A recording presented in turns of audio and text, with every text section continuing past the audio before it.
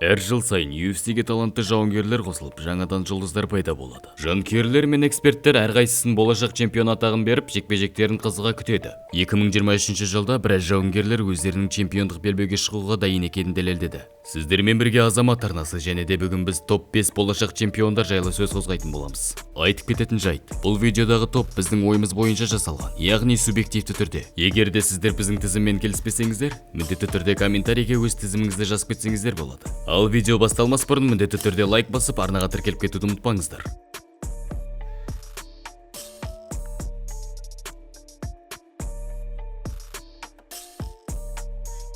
Біздің топта ашып отырған испандық грузин Илья Топурия. 26 жастағы Топурия соңғы 2 жыл ішінде біраз жанкүйерлер мен эксперттерді өзіне қаратты. Мансабын грек-римдік күреспен бастаған жауынгер уақыт өте келе Испания елінде аралас жекпе-жекпен айналыса бастады. 18 жасында алғашқы кәсіпқой мансабын өткізіп, уақыт өте келе рекордын 12-0-ге дейін жеткізді. Таза күресетін Топурия UFC-ге қосылмас бұрын бүкіл төбелес тәсілін ударникке ауыстырды. Жекпе-жектерін жоғары интеллектуалды өткізіп, әр қарсыластарын сындырып келеді. Қарсыластарын партерде қылқындырып ұтады, немесе де таза нокаутпен жеңетін Топурия жартылай жеңіл салмақтың рейтингінде 9-ші орында орналасқан. Топурияның қолында чемпион болуға барлық құралдар бар. Батл трэш-ток және де әдемі жекпе-жектер.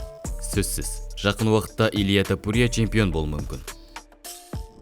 UFC-дің аса жеңіл салмағында талантты әрі жас жауынгерлер тым аз. Алайда соңғы 2 жылда осы салмақты шулатып жүрген Мухаммед Мукаев анық көзге түседі. 23 жастағы жауынгер Дағыстан елінде дүниеге келіп, Англияда өмір сүреді. Өзіне сенімді және де жұлдызы жанып тұрған жауынгерлердің бірі. Әлі күнге дейін жеңіліп көрмеген Мукаев әуесқой мансабында 23-0 рекордына ие. Кәсіпқой мансабында бахрейндік Brave Promotion жулатып, UFC-ге қосылған болатын. Абсолютті промоушенның алғашқы жекпе-жегінде Мукаев қарсыласын 1 минут ішінде сындырып, қылқындырып тастаған болатын. Осыдан соң тағы 3 рет жеңіске жетіп, 4-0 рекордымен аса жеңіл салмақтағы UFC рейтингінде 12-ші тармақта орналасты.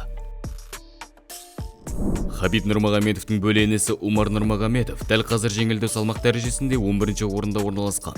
Көптеген аналитиктер мен эксперттер Умарды Хабибтің жақсартылып дамыған нұсқасы деп атайды. Себебі тамаша күрестен басқа керемет соққыларға да ие. Мансабында 16 рет жеңіске жетіп, бірде-бір рет жеңіліп көрмеген. Абсолютті промоушенде 4 жекпе-жек өткізіп, 3-еуін уақытынан бұрын аяқтаған болатын.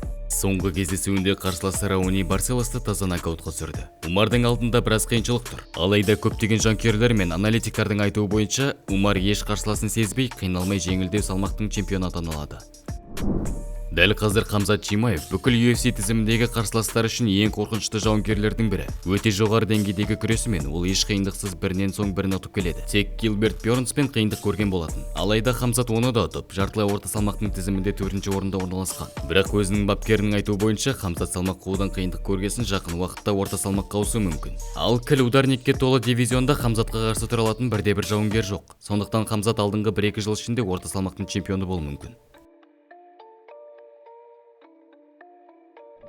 Шавкат Рахмонов қазірдің өзінде жартылай орта салмақтың чемпиондыққа басты үміткерлердің бірі. Мансабында 17 жекпе-жек өткізіп, барлығын уақытынан бұрын аяқтаған бүкіл әлемдегі жалғыз жауынгер. UFC-де 5 жекпе-жекте жеңіске жетіп, жартылай орта салмақ дәрежесінің 6-ші тармағында орналасқан. Айтпақшы, батырымыз туралы біз арнайы видео жасаған болатынбыз. Видеоның астындағы сілтеме бойынша өтіп, көшпенді палуанымыз туралы толық видеоны көрсеңіздер болады. Дәл қазір Шавкат өзінің келесі қарсыласын күтуде. Сөзсіз келесі 1-2 жыл ішінде Шавкат Рахмонов UFC чемпиондық белбеуін өз қолына алып кете алады.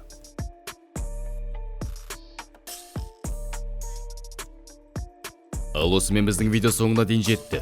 Егер де сіздерге ұнаса, міндетті түрде лайк басып, арнаға тіркеліп кетуді ұмытпаңыздар. Сонымен қатар, келесі видеода қай жауынгер жайлы сөз қозғайық?